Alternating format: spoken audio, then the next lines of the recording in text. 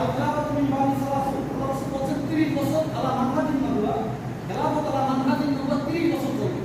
এই চার খলিফার যুগে নারীদের নামাজের সংক্ষিপ্ত আলোচনা এখানে করছে।